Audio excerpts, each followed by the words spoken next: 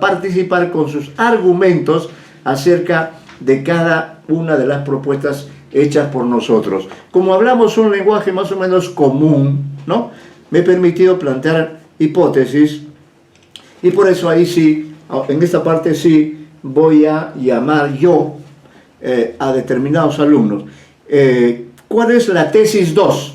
Que también se podía trabajar en relación con esta novela, en otros términos ciertamente, y yo llamaré a algunos de los que figuran allí, y de los que no figuran también, porque no todos los nombres están presentes, pero la tesis 2 que planteo en la página 9 de mi material dice lo siguiente: la novela Mi monstruo sagrado plantea el tópico de las relaciones conflictivas entre el padre y el hijo, a propósito de la elección de una profesión o de una opción sexual discordante. Por ello establece relaciones de intertextualidad con algunos libros de Mario Vargas Llosa. Ejemplos: La cielo de perros, 1963, Comparación a Catedral, 1969, y El pez en el agua, 1993, en sus capítulos impares. Muy bien, repito la tesis para que estén atentos, porque ahora sí yo voy a llamar y voy a pedir que cada uno de ustedes elabore un argumento, pueda elaborarlo en forma oral, decirlo en forma oral, y luego puede anotar también en su propio cuaderno de apuntes, ¿no? Entonces, la tesis 2, que ya no tiene nada que ver con la tesis anterior de las 4 historias, alude más bien a lo temático y a la relación que hay entre la literatura y la realidad. Esta tesis dice: la novela Mi monstruo sagrado plantea el tópico de las relaciones conflictivas entre el padre y el hijo, a propósito de la elección de una profesión o de una opción sexual discordante. Por ello, establece relaciones de intertextualidad con algunos libros de Mario Vargas Llosa. Pueden ustedes también citar otras obras, ¿no?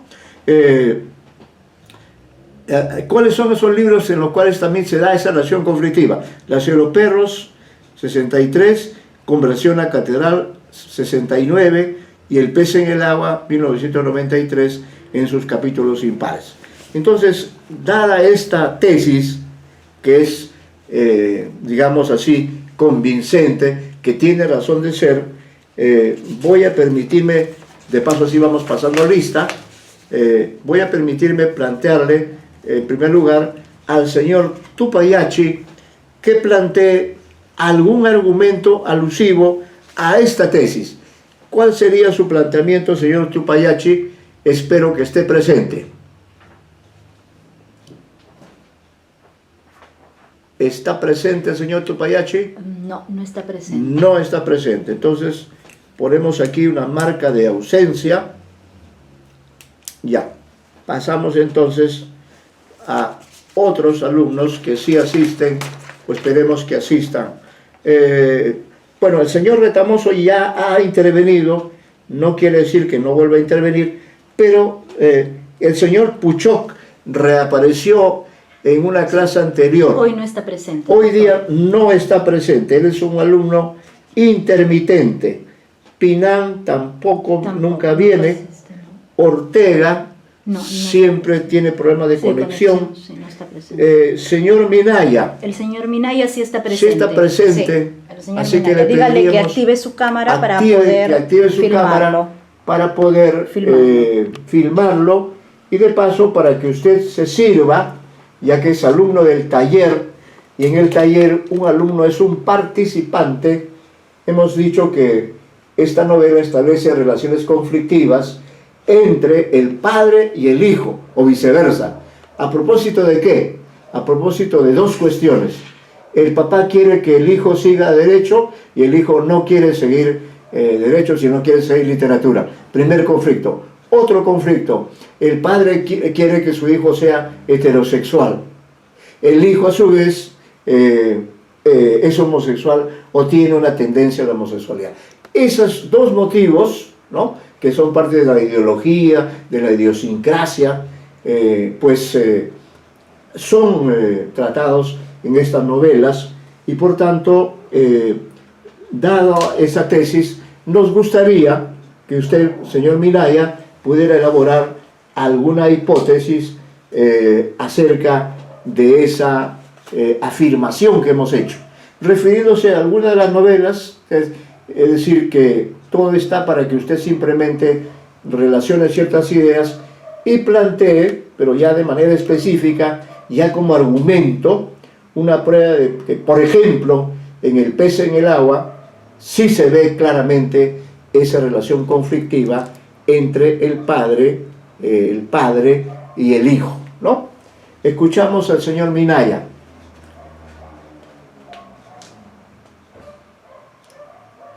Que entendemos, sí. ¿Me escucha? Sí, se escucha Sí, bien. se lo escuchamos, lo escuchamos. Sí, cuando el padre le dice que si quiere escribir alguna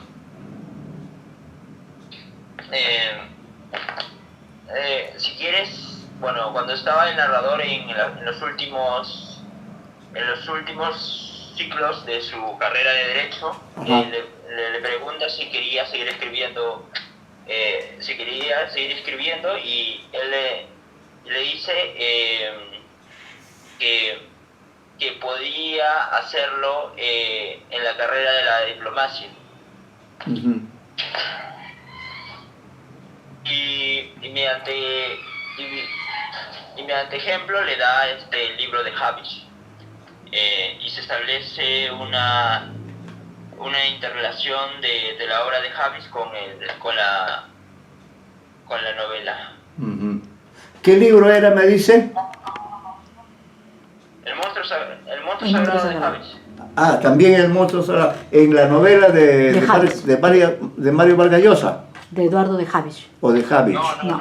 No, pero por eso estamos El monstruo sagrado de Alejandro Neira. Ya. El narrador, el padre le dice al narrador que si quería seguir escribiendo, si quería al final dedicarse por la escritura, entonces que podía ser diplomático. Claro. Podía ser Sí. Y, por ejemplo, le da le da la novela de Habish. de Habish, de acuerdo. Sí, quiere.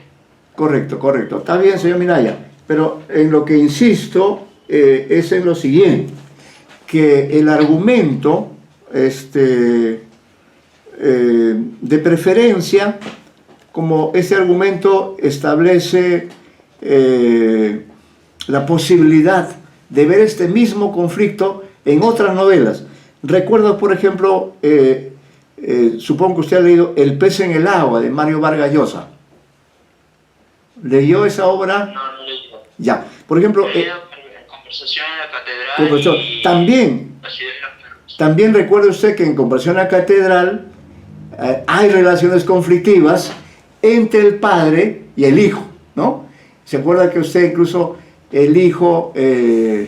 tiene ciertos conflictos, está metido en la política, participa de las actividades de una célula comunista, y por ese motivo en algún momento este joven comparece ante este personaje inspirado en Esparza Sañarto, ¿no? Entonces es frecuente en las novelas que haya estas relaciones conflictivas entre el padre y el hijo. ¿Por qué? Porque el padre tiene ciertos valores, ciertas creencias, y a su vez el hijo tiene otras. Pero gracias por su participación. La idea era esa, ¿no? Que no solamente se refiera al monstruo sagrado, que ya está en nuestra atención, sino que eventualmente pudiera también mencionar otra obra, o de Vargas Llosa, o de otro autor, en la que también se vea la presencia de esta relación conflictiva entre el clásico conflicto generacional, ¿no?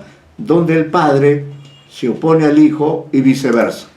Pero vale su intervención, señor Minaya. Muchas gracias. Bien, vamos a ver si es que la señorita Guamán, a propósito de esta tesis, tiene algún ejemplo que mostrar. La señorita Guamán no está presente hoy. No está presente. No. Ya. No está presente Guamán. ¿El señor Ijar está presente? Sí, sí está presente. Dígale que active la cámara nada más para poder ¿Está filmar. presente, señora Ijar? ¿Qué tal, profesor? ¿Cómo está? Buenas tardes. Si pudiera activar su cámara sí, ya está, para ya lo estoy poder filmando. intervenir. Sí, ahí lo estamos viendo perfectamente. Sí. ¿No? Creo que usted entiende la idea. La idea es un ejercicio. Se plantea una tesis y luego se argumenta respecto de esa tesis. ¿Qué le sugiere esta tesis que habla de las relaciones conflictivas entre el padre y el hijo? No solo en el Moto Sagrado, no solo en esta novela de Mario Vargas, sino incluso en otras novelas, ¿no? Porque es una constante. Además, el conflicto es universal. Donde no hay conflicto, no hay obra literaria. ¿Qué nos podría decir, señor Ijar? Sí, claro, profesor. Bueno, básicamente la relación conflictiva entre padre e hijo se sustenta en la idealización de un estereotipo. Este estereotipo no es un estereotipo singular, es un estereotipo fabricado por la sociedad. Por lo cual no quiero decir amable, ¿no? También va cambiando estacionalmente con la sociedad. En la novela Mi monstruo sagrado, efectivamente, hay un estereotipo que es discordante con la performance real del hijo, que bueno, tiene ciertos gustos, ciertas preferencias. Lo mismo podemos advertir, por ejemplo, en El pez en el agua, ¿no? Donde se idealiza al hijo como el doctor, como una persona económicamente, con un ingreso económico estable, con una profesión estable, y no un diletante literario que quién sabe Dios de qué va a vivir, ¿no?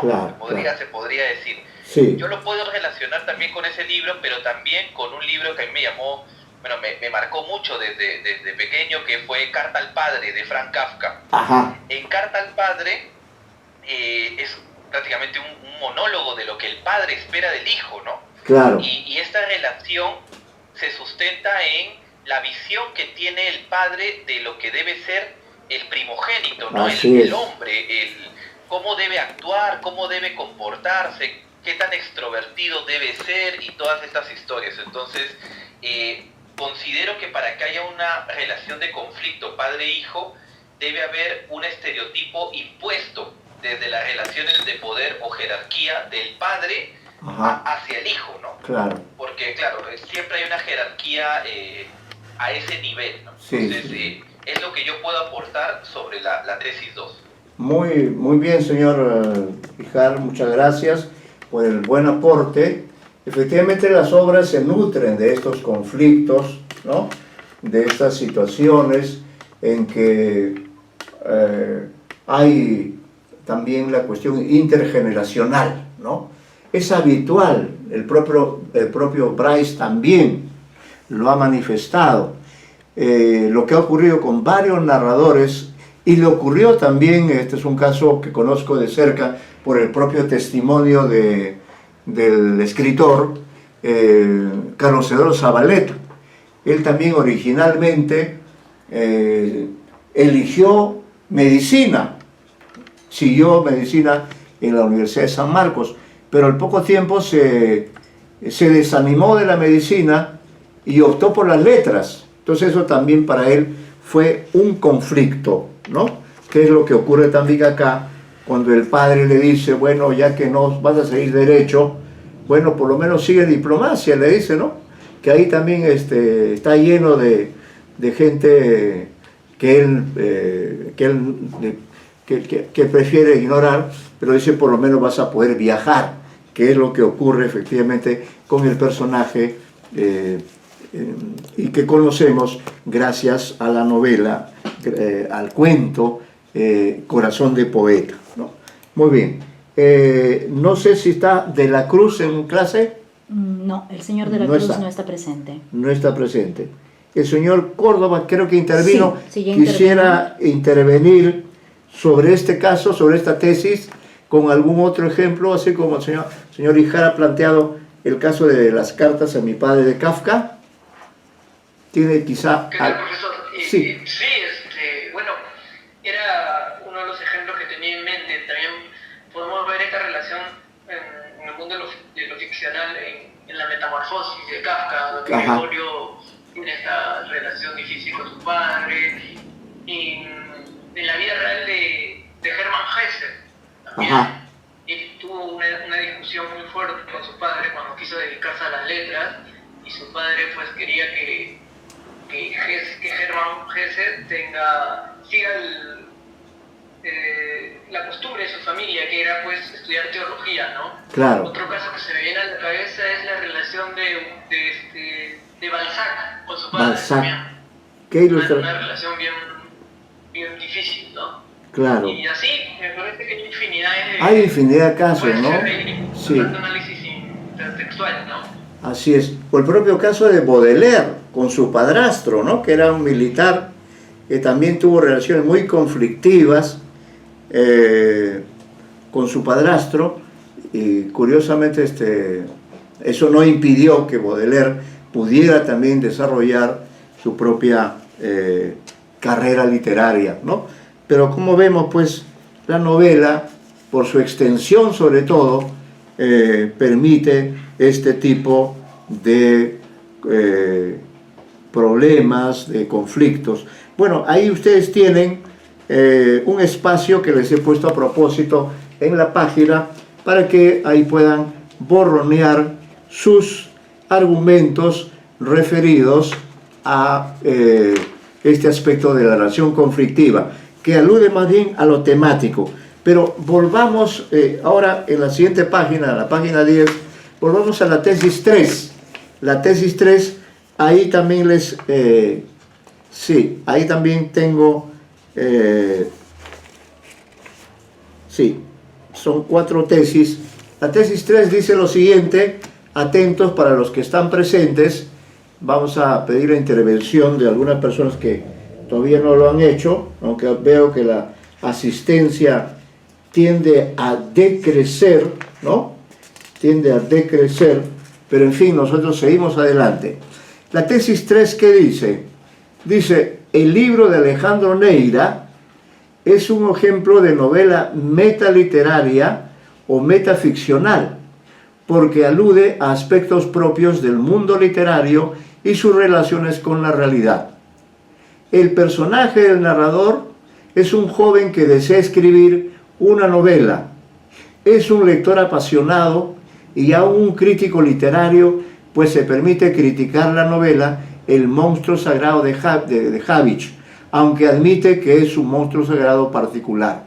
Vive una experiencia de amor homosexual con un diplomático cosmopolita que acaba de regresar de Europa y plasma enseguida un cuento romántico simbólico que incluye en su totalidad dentro de la novela que finalmente escribe.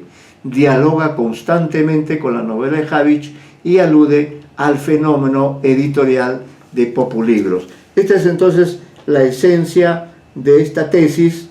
Le hemos puesto algunos ejemplos que pueden ser empleados también en los argumentos mismos, pero lo que estamos planteando aquí, lo central en esta tesis es lo siguiente. El libro de Alejandro Neira es un ejemplo de novela metaliteraria o metaficcional. ¿Por qué? Porque alude a aspectos propios del mundo literario y sus relaciones con la realidad. Y ahí damos algunos ejemplos, ¿no?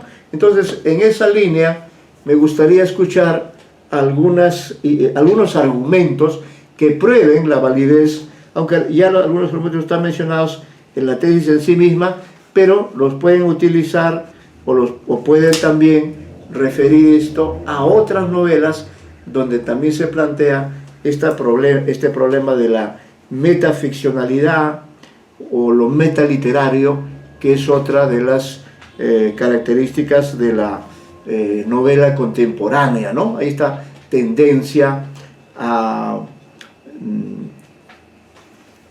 meter la literatura dentro de la propia literatura. Así que sobre el punto. No sé si está presente la señorita Bustíos. Sí, sí está presente. Sí, creo que está presente. Señorita Bustíos, le agradecería si de su repertorio personal, de su repertorio literario, pudiera poner algún ejemplo de la propia novela Mi monstruo sagrado o de alguna otra novela donde usted advierta el peso de lo metaficcional, es decir, cuando la literatura se refiere a sí misma. Aquí, como hemos dicho, una novela se refiere a otra novela, ¿no? Tanto así que apenas hay un pequeño cambio en el título. Una es El monstruo sagrado y la novela que se declara de alguna forma heredera de esa anterior novela, aunque para criticarla se llama Mi monstruo sagrado, ¿no? ¿Qué nos podría decir? O los personajes, son personajes del mundo de la literatura, está también presente el lector. ¿Qué podría usted agregar a este aspecto metaliterario de la novela? Le escuchamos atentamente. Bueno, ahorita no tengo muchos ejemplos, profesor. Buenas tardes. Buenas tardes. Un poco más alto si fuera posible para escucharla mejor. Ya. ¿Ahora sí me escucha? Ahora le escucho mejor, sí. Ya. Bueno, ahora no tengo muchos ejemplos, pero recuerdo haber leído una novela del escritor y crítico Harry Belafonte, Ajá. que se titula La piedra en el agua. La piedra en el agua, sí. También realiza un trabajo de metaficción, ¿no? Introduce una novela dentro de la historia que es el eje de las acciones de los personajes, ¿no? Efectivamente, es un buen ejemplo, sí. Recuerdo haber leído esa novela y, en efecto, dentro de ella ingresa otra novela, ¿no? Otra obra. Sí, ese es un buen ejemplo, claro. No siempre uno tiene a la mano, o se acuerda después. En el caso de, gracias por el aporte, Norita Acevedo, algún otro ejemplo así de literatura metaficcional, de literatura que se refiere a la propia literatura. Para poner un caso, a nivel de cuentos, ya que hemos trabajado Ribeiro también el curso, hay un famoso cuento que probablemente ha leído Norita, que se llama Ausente por tiempo indefinido, ¿no? Que es el caso de un joven que quiere escribir, desea escribir una novela, pero es un joven muy amiguero. Entonces su casa, es un departamento de Miraflores, siempre está lleno de amigos, amigas, que lo distraen, no lo dejan escribir, siempre están visitándolo, hasta que un buen día él decide irse, dejar el departamento, ¿no? Dice, no, si yo sigo en este departamento, no voy a poder escribir ninguna novela, porque no me dejan, mejor me voy a otro lugar. Entonces se va a Chosica, donde había un alojamiento, que es un hotel famoso, que existió realmente. Se va a Chosica para tener un lugar de tranquilidad y poder escribir la novela. Pero antes de salir del departamento y dejarlo por un buen tiempo, pone un letrero ahí en la puerta que dice ausente por tiempo indefinido, ¿no? Y efectivamente, en el desarrollo de los acontecimientos, el personaje, sí escribe la novela con una serie de dificultades. Al final descubre que esa novela que ha escrito no es la que él esperaba, ¿no? Entonces dice, no estoy contento con esta novela, y se regresa a Lima, y entonces saca el letrero que decía ausente por tiempo indefinido, y bueno, ya decide retomar la vida de antes. No sabemos, Ribeiro no nos lo dice, si finalmente escribió o no escribió, pero el cuento le ha servido para, hablarnos de cómo es el proceso de creación de una obra, ¿no? ¿Qué lleva a que una persona se abandone, se distancie del mundo real y no deja que las circunstancias externas lo distraigan a uno de aquello que está plasmando en la obra que está escribiendo, que puede ser un cuento, puede ser una novela, puede ocurrir también en una película, ¿no? Recuerdo una película muy simpática que se llama precisamente, es de un escritor norteamericano, Stephen King, una película llevada al cine, se llama Misery. Es también la historia de un escritor muy popular y que tiene un accidente y es salvada de ese accidente automovilístico por una persona que era una especie de enfermera, que lleva al escritor herido, lo lleva hasta su casa y lo instala ahí, ¿no?, para curarlo, y le dice: yo soy su admiradora número 1. Pero en realidad la historia es muy terrible, porque era una mujer muy obsesionada con el escritor, e incluso lo obliga a escribir una obra, ¿no? Entonces vemos un ejemplo. No sé si tiene a la mano alguna otra obra de ese tipo, Norita. La verdad que no, Antonio, estaba tratando de recordar, pero no tengo ejemplos a la mano. Ya, puede ser para la próxima oportunidad, porque es un tema que siempre está rondando, ¿no? No sé si alguno de los otros participantes tiene a la mano Galarreta, no sé si ha intervenido, pero no sé si ella tiene a la mano algún ejemplo. La señorita Galarreta, un ejemplo de obra metaliteraria. Por ejemplo, Vargas Llosa, en esta novela que se llama... Vargas Llosa, sí. Por ejemplo, en La tía de Julia y el escribidor, ¿no? Es una novela metaliteraria también, típicamente, ¿no? Y luego esta otra novela... bueno, él tiene varias, así, le gusta jugar con lo metaliterario. Sus personajes son escritores, son aspirantes a escritores, ¿no? A su vez, en La tía Julia y el escribidor, él admira a Pedro Camacho, ¿no? Lo admira porque Pedro Camacho tiene una gran facilidad para escribir las famosas radionovelas, ¿no? Mientras que él está haciendo sus primeras armas como escritor. Entonces, el tema de la metaliteratura está muy presente, y les pido, en todo caso, que para la próxima reunión podamos contar. Siga, por favor, el material está al alcance de ustedes. He cometido un pequeño error, he puesto tesis 3 y he repetido tesis 3, en realidad son tesis 4. Vamos a continuar con este material, que es una especie de entrenamiento, ¿no?, que luego va a concluir también en un ejercicio. Lo que estoy tratando es de ayudarlos para el trabajo final, ¿no? La próxima semana, de todas maneras, voy a entregarles sus exámenes parciales, pero sí quisiera hacer una invocación para que participen, para que aporten con sus ejemplos, porque quién mejor que ustedes, que son estudiantes de la especialidad, son grandes lectores, y por eso tengan siempre a la mano. Ahora les doy como tarea el ver, pues, incluso en los espacios que he dejado, o en una hoja aparte, ustedes puedan fijarse en las tesis que he planteado, ¿no? He planteado varias tesis, la tesis 2, la tesis 3, la tesis 4, con un espacio respectivo para que ustedes puedan elaborar.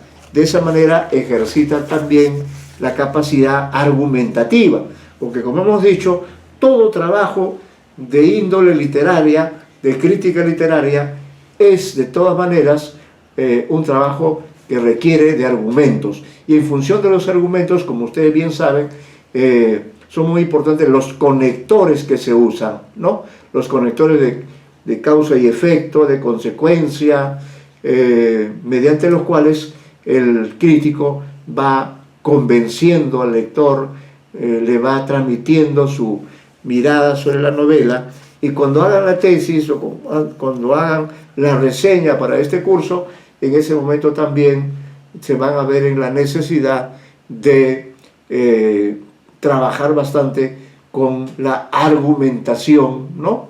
La argumentación, que es un elemento central dentro del discurso literario, dentro del discurso de conocimiento de los objetos literarios. Entonces, ya para terminar, la señorita Bustíos está presente, el señor Córdoba también, el señor de la Cruz no está presente, la señorita Galarreta sí está presente, el señor Ijar también, Guamán no está presente, Maldonado tampoco, el señor Minaya sí ha intervenido, Ortega no hemos vuelto a saber de ella, Pinán tampoco, Puchoc, que apareció en una clase anterior, hoy ha vuelto a faltar, el señor Retamoso, que ha intervenido, ¿no? Y luego el señor Tupayachi, que tampoco hoy no ha asistido. Entonces, vamos a continuar con este material y ya nos veríamos entonces la próxima semana y esperemos que el entusiasmo por la crítica literaria no decaiga, sino que se mantenga o se incentive, ¿no? Porque esa es la razón de ser en estos días de esta temporada tan larga, ¿no? Que no hemos comentado, pero que lamentablemente nos obliga a esta situación de encierro. Y bueno, ya que estamos en una situación de encierro, aprovechemos momentos como este en que podemos dialogar, intercambiar, expresar lo que pensamos. Esa es la idea nuestra, no es incomodarlos, sino por el contrario, propiciar un diálogo constante acerca de estos temas que nos apasionan. Hoy día, de hecho, ha habido intervenciones muy valiosas y espero que leyendo el material, fíjense sobre todo en la tesis y luego a partir de ahí traten de formular argumentos y lo comparten en la próxima clase conmigo y con sus demás compañeros, ¿ah? Así que les agradezco mucho a todos ustedes por su participación y nos veremos en los próximos días porque el tiempo va muy rápido y ya sin pensar vamos ingresando a las etapas finales de este semestre del 2021 que nos ha tocado, pues, como nunca había ocurrido, nos ha tocado por primera vez trabajar en la educación virtual, que tiene sus pros y sus contras. Muy buenas tardes nuevamente y nos estamos viendo en la próxima semana. Hasta luego. Hasta luego. Hasta luego. Hasta luego. Muchas gracias.